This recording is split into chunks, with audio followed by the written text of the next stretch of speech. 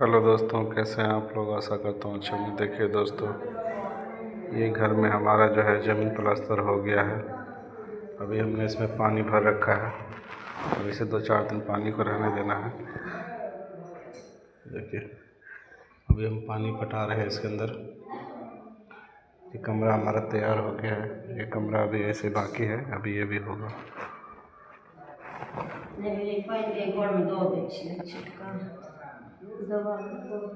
हमारा वीडियो देखने के लिए धन्यवाद। वीडियो को लाइक करें, शेयर करो,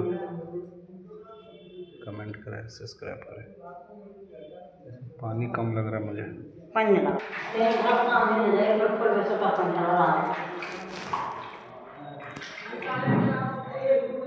ढलकान सब टाइम रहे